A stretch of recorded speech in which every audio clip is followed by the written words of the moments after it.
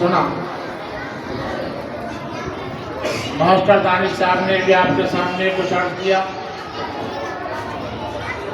حقیقت تو یہ ہے کہ ہندوستان کی آزادی میں جتنا خون مسلمانوں کا، علماء کا اور اہل مدارس کا بہا ہے، دوسری قوموں کا اتنا پسینہ بھی نہیں بہا ہے۔ ابھی آپ کے سامنے یہ بات آئی کہ سن 1600 عیسوی کے بعد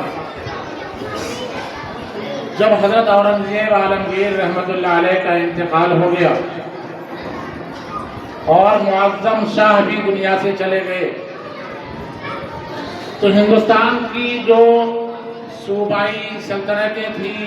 راجہ مہاراجاؤں کی، نوابوں کی اپنی سلطنتیں تھیں، وہ کمزور پڑ گئی، کمزور سے کمزور تر ہوتی چلی گئی۔ طوائف الملوکی، انارکی اس کا شکار ہو گئی۔ منظم اور باضابطگی جو ہوتی ہے وہ ان حکومتوں سے ختم ہو گیا تھا، نظم و ضبط ختم ہو گیا تھا۔ ایسٹ انڈیا کمپنی کے نام سے سن 1600 عیسوی کے بعد جو انگریز ہندوستان آئے تھے اور بنگال کو انہوں نے اپنی تجارت کا مرکز بنایا تھا، تقریباً 150 سال تک وہ تجارت ہی کرتے رہے، لیکن ان کا مقصد صرف تجارت نہیں تھا، بلکہ ہندوستان اور ہندوستان کی قوموں کو جانچ کر، پڑھ کر، ان کو سمجھ کر اور ان کے آپسی اختلافات کو جان کر اور پھر آپس میں ان کو لڑا کر ہندوستان پر قبضہ کرنا مقصد ہے۔ جب انہوں نے پورے ہندوستان کا اور پورے بھارت کا دورہ کر لیا، تجارت کے نام سے وہ مختلف صوبوں میں جاتے رہے اور وہاں کی قوموں سے اور وہاں کے سرداروں سے، وہاں کے نوابوں سے، راجاؤں مہاراجاؤں اور ان کی فوجوں کے ذمہ داروں سے ملتے رہے، اور کہاں پر کن کن میں اختلاف ہے، کس کس قوم، کون سی قوم اور کون سے لوگ کس کے خلاف ہیں، اس سب کو وہ نوٹ کرتے رہے۔ اور نوٹ کرنے کے بعد پھر 150 سال کے بعد بنگال میں سراج الدولہ کی حکومت تھی۔ سراج الدولہ کے خلاف انہوں نے بغاوت کی اور تقریباً 17,000 فوج کے ذریعے سراج الدولہ سے انہوں نے لڑائی اور جنگ کی، جبکہ سراج الدولہ کی فوج تقریباً 1 لاکھ تھی۔ سراج الدولہ کی جو فوج تھی وہ تقریباً 1 لاکھ تھی، انگریز کی فوج کل 17,000 تھی۔ لیکن ابھی آپ نے سنا، ننگے قوم، ننگے اسلاف، ننگے وطن، غدار وطن، میر جعفر کی غداری کی بنا پر سراج الدین، نواب سراج الدین کو شکست ہوئی۔ اس میر جعفر کو انہوں نے خریدا، چونکہ یہ سراج الدین، نواب سراج الدولہ کا یہ وزیر تھا اور اس کو راز معلوم تھے کہ کہاں اور کب اور کس وقت کیا لائحہ عمل تیار کیا گیا ہے، سب کچھ اس کو معلوم تھا۔ اور پھر اس کے ذریعے سے جو مختلف فوجوں کے کمانڈر تھے ان سب کو انہوں نے خریدا، سب کو رشوت دی گئی، بڑی بڑی جائیدادوں کا انہیں لالچ دیا گیا، جس کے نتیجے میں جب جنگ کی اور نواب سراج الدولہ نے فوج کو لڑنے کے لیے کہا تو ان کے کمانڈروں نے اپنی فوجوں کو حکم نہیں دیا لڑنے کا، اور آخر کار پھر انگریزی فوج غالب آ گئی اور پورے بنگال پر انہوں نے قبضہ کر لیا۔ 1756 اور 57 کی بات ہے، 1756 اور 57 کی بات ہے، پورے 150 سال کے بعد انہوں نے یہ کام کیا۔ 1601 میں ہندوستان آئے تھے، 1757 کے بعد پھر نواب شجاع الدولہ، یہ بہار کے نواب تھے، بکسر میں ان سے جنگ ہوئی اور وہاں پر بھی وہی ہوا جو بنگال میں ہوا تھا۔ نواب شجاع الدولہ کے کمانڈروں سے اور اس کے بدرا سے انہوں نے بڑے بڑے وعدے کیے، جاگیر دینے کا، بڑے بڑے عہدوں پر ان کو بٹھانے کا وعدے کیے، جس کی بنا پر انہوں نے بھی غداری کی، اور اس طریقے سے پھر وہاں پر بہار پر بھی انہوں نے قبضہ کیا۔ یہ 1764 کی بات، 1764 میں انہوں نے بہار پر بھی قبضہ کر لیا۔ 1764 کے بعد 1767 سے لے کر اور 1799 تک وہ پورے ملک میں ایک دوسرے کے خلاف اکساتے رہے اور وہاں پر لوگوں سے بغاوت کراتے رہے اور صوبہ بصوبہ مختلف صوبوں پر قبضہ کرتے رہے۔ آخر کار ٹیپو سلطان شہید رحمۃ اللہ علیہ سے بھی جنگ ہوئی، اس سے پہلے ان کے والد،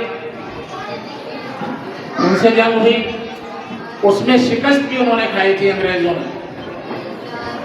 ٹیپو سلطان سے بھی شکست کھائی تھی، اور پھر آخر کار انہوں نے وہاں پر بھی وہی سازش اور وہی تدبیریں اپنائی۔ ٹیپو سلطان کا جو وزیر تھا میر صادق،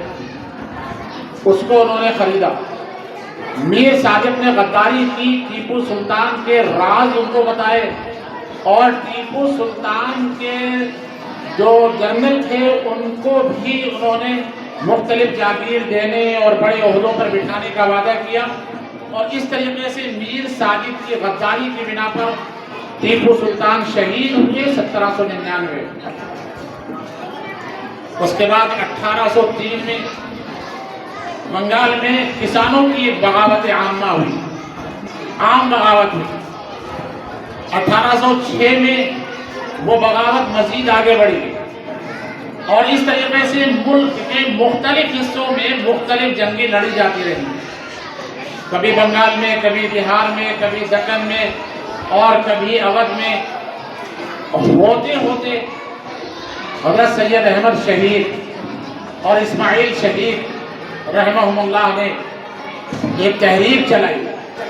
یہ تحریک 1818 یا 1826 سے شروع کی گئی۔ ان حضرات نے پورے ہندوستان کا دورہ کیا،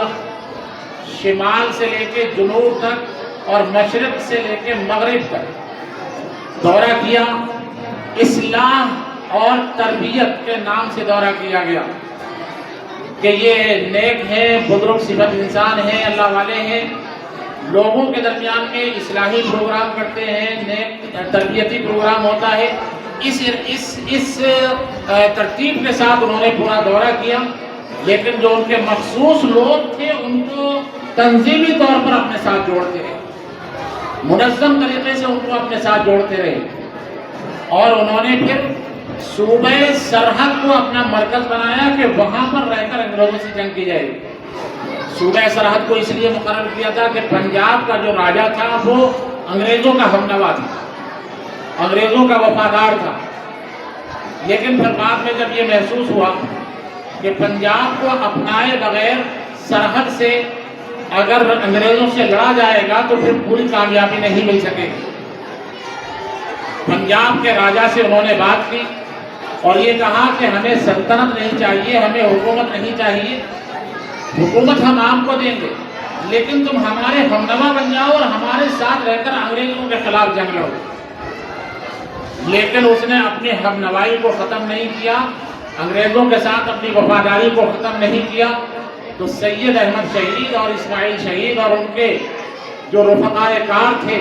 اور پوری ایک منظم تحریک تھی، انہوں نے یہ فیصلہ کیا کہ پہلے پنجاب کے اس راجہ سے جہاد کیا جائے اور اس سے جنگ لڑی جائے۔ چنانچہ ان حضرات نے پنجاب کے اس راجہ سے جنگ لڑی بالا کوٹ کے میدان میں، بالا کوٹ کی پہاڑی پر، بہت زیادہ ٹکر دی اور بہت زیادہ اس کا نقصان بھی ہوا، جانی بھی اور مالی بھی، ادھر سے بھی اور ادھر سے بھی، لیکن آخر کار انگریز اور وہ راجہ دونوں مل کر غالب آئے سید احمد شہید رحمۃ اللہ علیہ 1831 میں بالاکوٹ کی پہاڑی پر شہید ہوئے. مولانا اسماعیل شہید رحمۃ اللہ علیہ اور مولانا سید احمد شہید بریلوی رحمۃ اللہ علیہ یہ دونوں کے دونوں بالاکوٹ کی پہاڑی پر 1831 میں شہید ہو گئے. 1831 کے بعد وہ ان کے شہادت کے بعد یہ تحریک ختم نہیں ہو گئی. ان کے ماننے والے، ان کے متوسلین اور ان کے جانثار جو ساتھی تھے،